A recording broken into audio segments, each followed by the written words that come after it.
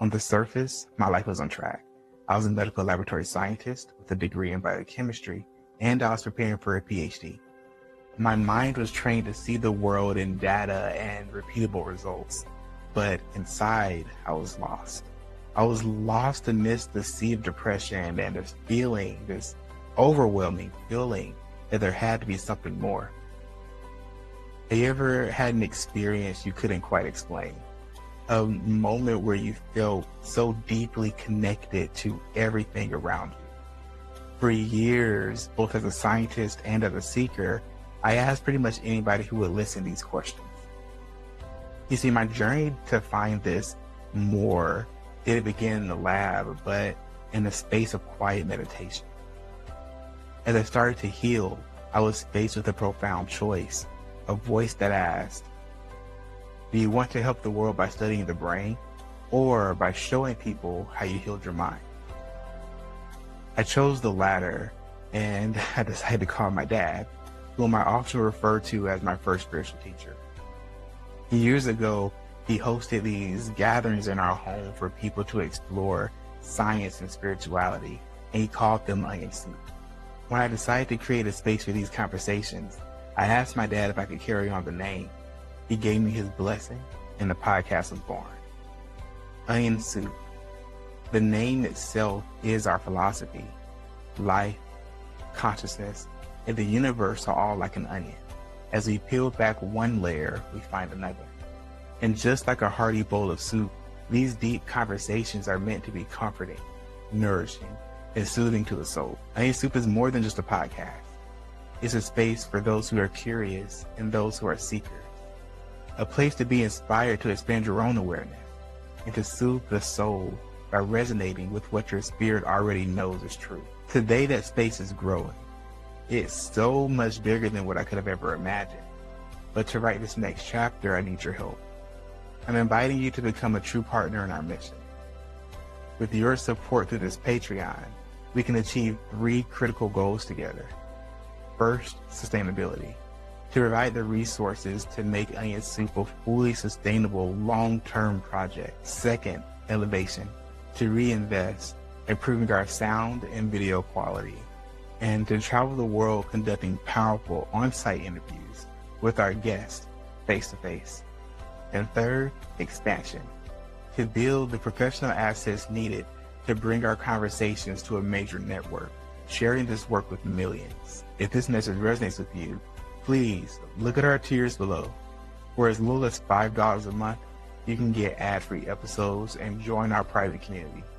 You can become a supporter, an insider, a co-creator, or even a partner in this vision. Whatever you choose, thank you for being here and for being a part of the Onion Soup journey. Now, let's peel back these layers together.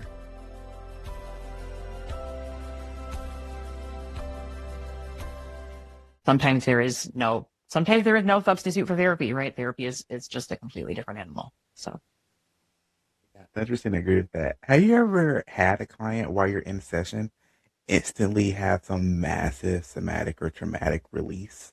And then how did you deal with that if you have? not in a one-on-one. I had done group journeys before where people after the journey will talk about some of the experiences that they've had. But it's not something that you usually would see on camera either, because a lot of them are, again, most of my business is online. So if they're laying down, they might not have their camera. So I can't always see what's happening. But I have had people tell me about some of the experiences they've had where they see colors flowing out of their fingertips. I've had one person tell me he had an out-of-body experience during one of my journeys. Yeah, all kinds of things can happen. When I'm doing a journey like that, sometimes I get numb or tingling in in all kinds of weird places, like tip of my nose or in my calves, like places that in everyday life don't normally get that sensation. You start to feel it. So yeah, it can be pretty interesting. That is interesting. You phrase it as a journey. When you're taking someone through this, is it or just kind of walk me through what a deep breathing journey or practice is that you have your clients go through, right? You having them breathe through their head and it goes in this kind of energy work. Yeah, so a breathwork journey, a breathwork journey in this way, this is a deep experience where I tell people, and in my membership, I have one of these. I release a new one each month, and it's on a different theme per se. So when we record this, it's energy clearing right now. So it's a about 45, usually 45 to 55 minutes.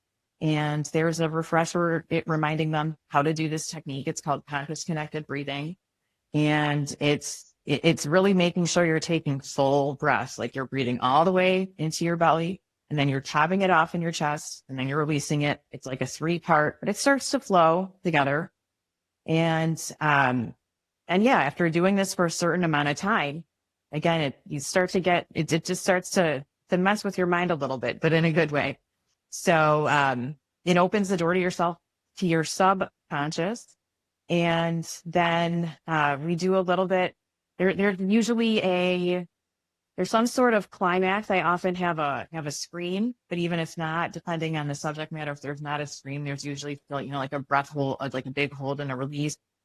And then there's a little bit of integration time. Then there's some locking in what you've, intentions that you've with your subconscious still open. There's locking in the energy that you've created that day by pulling from some memories, a little bit of NLP there, and yeah, it just follows a story arc of kind of coming in, having a big release, then coming back out, and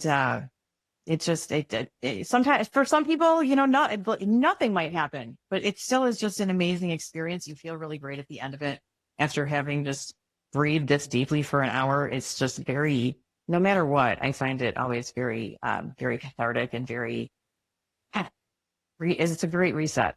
There's the times that you're doing stuff in the car, on your way to a meeting, in between things. And then there's times that you want to be able to spend an hour. You got time on a weekend, spend an hour and, treat yourself. So. Loving how layered your program is. Can we dive into the importance of integration and how that works with neurolinguistic reprogramming? Um, so that was a big part. The way it's put together is how I was taught to do it. I'm not sure if I'll be able to answer all your specific questions, but I will try. The integration aspect really is just usually after the big release, there's still a few more minutes of conscious connected breathing. And then there's a time where you just stop. And there's usually kind of a relaxing, music track. I try to choose a track that sounds a little trippier that you can get lost in for a few minutes. And then when you come back, it's really about calling on memories. And I say, we're trying to lock in a feeling of this. I want you to remember a time that you felt like this. I give you some examples of what it might be. I want you to remember a time that you felt joy. Maybe it was A, maybe it was B, maybe it was C. If you're struggling to think about a time, to remember a time, then just imagine right now what that would feel like for you, right? And trying to get them to feel that feeling while their subconscious is still open. And remember a lot of just really details about that, the experience, if it was a memory, or details about what they imagine it to be, if it's not a memory. And then doing a couple more breath holds with that a little bit. And then just, letting yourself come out of it slowly a little bit. I tell people when they get up, try not to have, you don't want to get up and go to a meeting. Yeah. Then I get up, have a glass of water, because you lose a lot of water during a breathwork journey, and, just move around and reacclimate to the world a little bit. And in some of my programs, I've got some questions if people want to be able to journal afterward or anything like that. Sometimes people do. Sometimes people just like the variety of it. And I was doing it's actually more of a crystal healing that included breath work. It's probably about 2 years ago. And same thing, you do lose a lot of water. You do a lot of energy. Why do you think that is? Why are you losing so much excess water? I mean, the practitioner had me drink some coconut water directly after to just replenish my electrolyte. Any idea what's going on there? two things. So first, a lot of people start to sweat. You might just sweat a lot. Even if you're not normally a sweaty person, things can happen during a breathwork journey, physical reactions that you would not normally have. So you might literally just sweat a lot. I remember during my training, someone had posted a picture after one of their journeys that they had participated in. It was like a snow angel of sweat on their sheets. Second, respiration, especially through our mouths, right? And if you think about it, if you're in a cold weather place and if you go outside, if you exhale through your mouth, you see, right, the moisture in the air. Well, conscious connected breathing takes place entirely through the mouth. After my whole discussion about telling you that we want to breathe through our nose most of the time, this particular technique is not through the nose, it's through the mouth. And so you're losing a lot of water respiration wise. So between those two factors, it can be, you're not going to come out of it and feel like, gosh, I'm dehydrated. Like, oh, so there's probably not. It could happen, but it's just, it's like when you get dehydrated without realizing it. So. Yeah, that was definitely my experience. I wasn't super sweaty or anything like that, but I did feel a little drained, coming directly out of that. I want to talk about the long-term effects of breath work. What are some of the long-term effects that somebody can expect? So we know that just starting today or even just doing it for a week, yes, you feel great in the moment, but we're not expecting anything life-changing. It does happen. But when someone's going through a program for an extended period of time and doing this, what can they expect? Well, so to me, breathwork really is about cumulative effects. As far as most of the transformation that I offer tends to be in the moment, because if you're cutting off your response, that's the huge thing, right? It's shifting your response. It's changing from where you are now to where you want to be, and that changes the whole trajectory of what happens after that.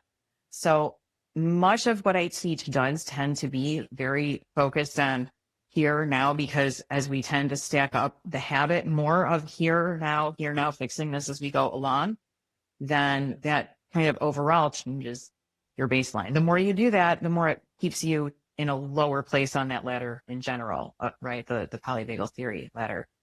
As far as deeper transformation, that's more through some of my more coaching oriented programs per se. I've got an 8-week program that we delve into some other things. So there's breath work, but there's also a little bit of, there's vision work, there's internal family systems, there's other somatic practices.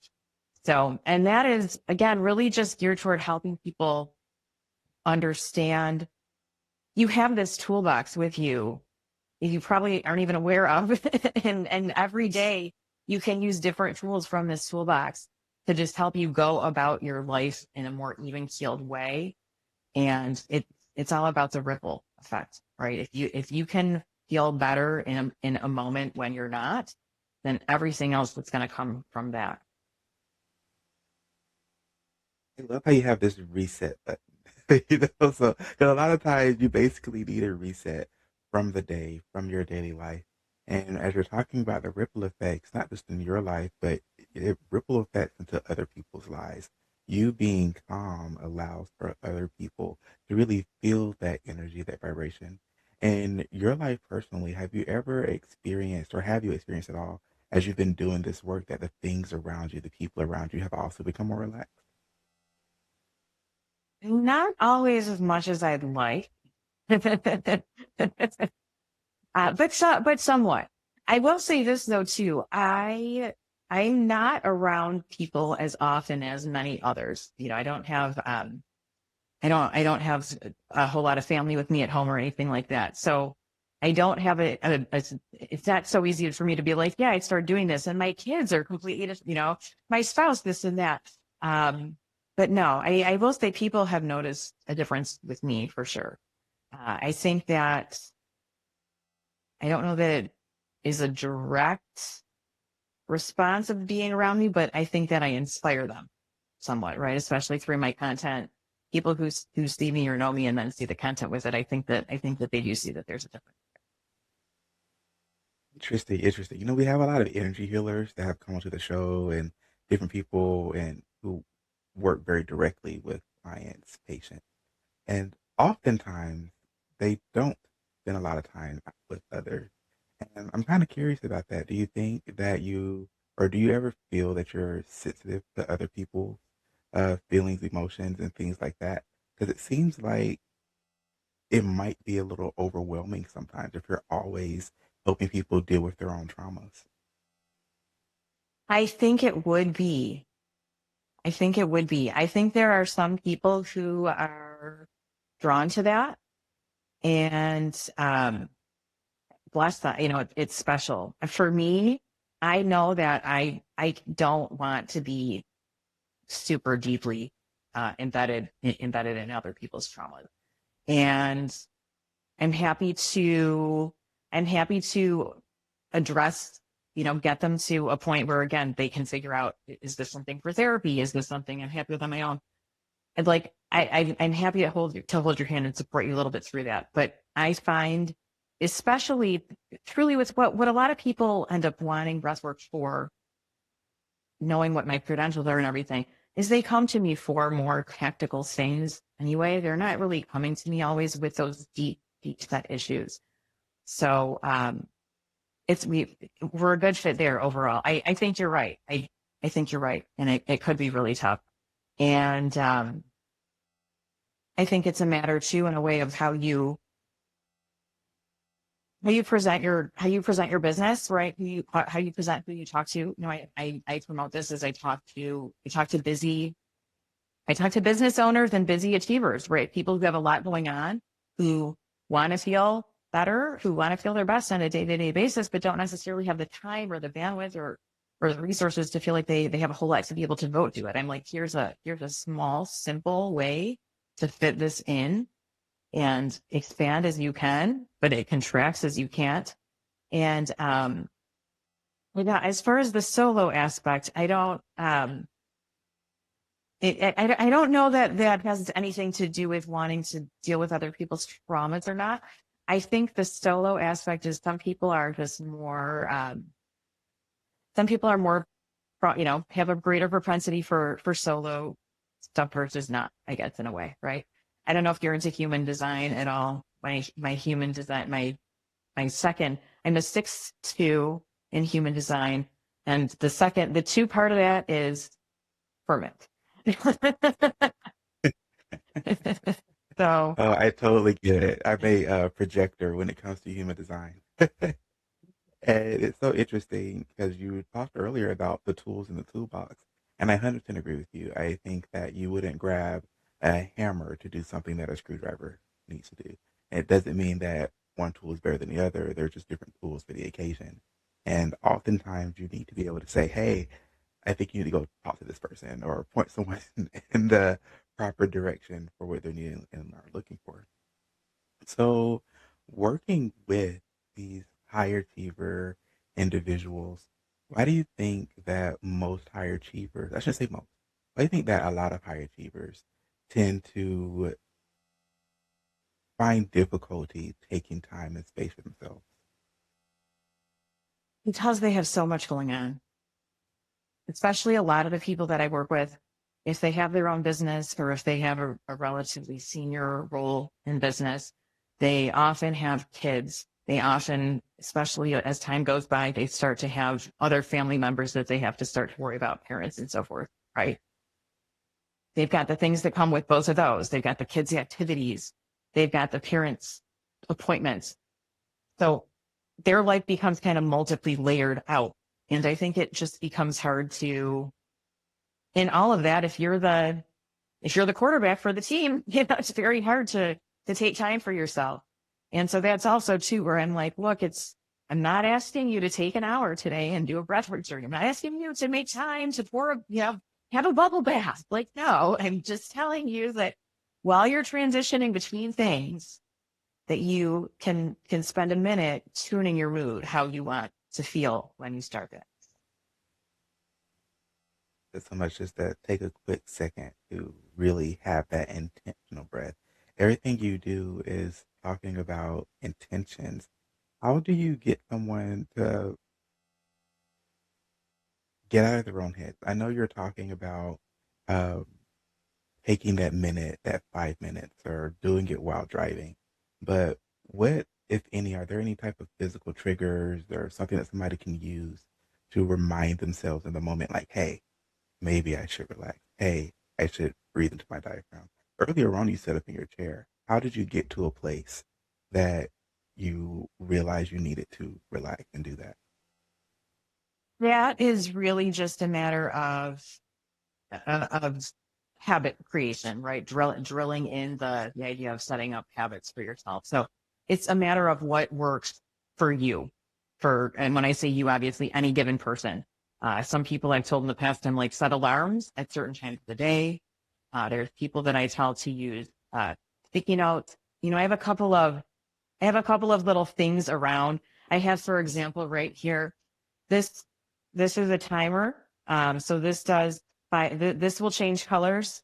It will do 5 and 5, which is resonant breathing. Or I can change it and I can have it do 4, 7, 8, which we had mentioned before. So like sometimes if I feel like I'm not really, breathing that well and I'm not being attentive to my breathing, I might turn it on and leave it just on while I'm working I won't always follow with it at that moment, but it reminds me, right? I'm like, your light's on. How are you breathing? Pay attention to how you're breathing. So it's really just a matter of habit creation as far as doing that. But certain light, especially, if there's certain traffic patterns that stress you, like there's one traffic light that I know as soon as I pull up to that light, I just know I'm going to start breathing. I'm used to it because I always found that traffic light to be very stressful, And now I'm like, no, I know it's long and I'm going to be breathing for about 3 minutes. And that's a decent break. And I'm going to feel better when the light turns green. I love that so much because visual cues are so important because when we do get so busy throughout our days, it sometimes helps to have something of an anchor. I love that light up Buddha that you have. I've Yeah. never seen anything that before. I'm gonna have to get one because it will just light up when you Yeah. need it to and to remind you. But hey, Candice, we only have a few minutes left. Is there anything you'd like to leave with the audience before we go? Even just to pay attention to your breathing will help you improve it. That's probably the top takeaway. And people that will ask me sometimes, what's your favorite? I don't know if I have a favorite, but I would say any given time, if I'm not thinking about something else, if I'm not preoccupied by something else, I'm focused on doing a 5-count inhale and a 5-count exhale, which is resonant breathing, which ties in with heart math that you had mentioned earlier. And it's really just an ideal breathing pattern to feel great on. Where can people find you? They can find me at 44breathwork.com. And I publish also a blog every week with a breathing technique at abreathwelltaken.com. Thank you so much, Candice, for coming on. And thank you all for tuning into this episode of Onion Soup. We will have all that information in the link in the description below. If you like this episode, please like and follow. And if you feel that this would help somebody else, please share. And if you don't share the whole episode, at least share Candice's website so we can all benefit from the breath work. Thank you again for coming on, Candice. And thank you all for listening to this episode of Onion Soup. As always, have a great and blessed rest of your day. Open your mind and expand your consciousness. Welcome to Chakra Wonders, where style meets soul. Designed to uplift your energy and inspire your path to higher awareness. Every piece is a reflection of the cosmos and the power within you. Explore our collection and discover what resonates with your soul. Visit chakrawonders.com and step into conscious living. Chakra Wonders, conscious style for a conscious world.